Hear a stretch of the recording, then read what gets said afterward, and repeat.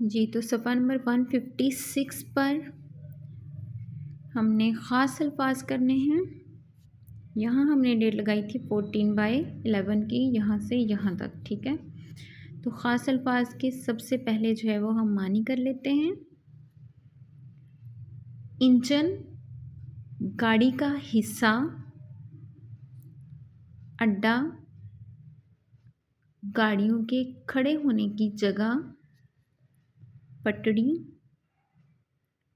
रेलगाड़ी के चलने की जगह, बेताबी, बेचैनी या बेकरारी। तो इनके मानी जो है वो लिख लें और इनको अच्छे से आपने याद भी करना है। तो चलें आगे देखते हैं हम अपनी रीडिंग।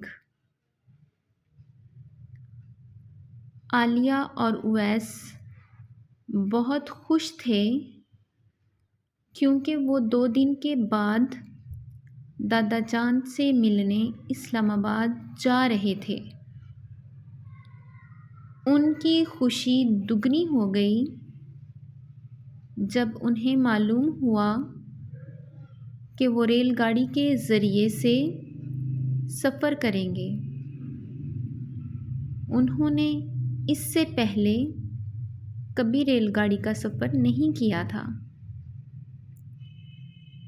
शाम को अब्बू जान के आते ही दोनों बहन भाई उनके पास चले आए। उवैस ने पूछा, अब्बू जान, क्या रेलगाड़ी काफ़ी बड़ी होती है? तो यहाँ तक हमारी जो है वो रीडिंग है।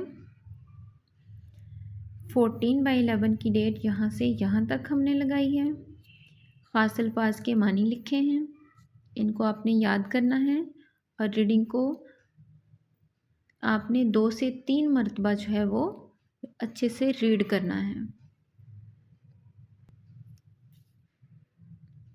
सफ़ा नंबर 155 पर हमने पढ़ने से पहले और आए मज़ीद जानिए किया है।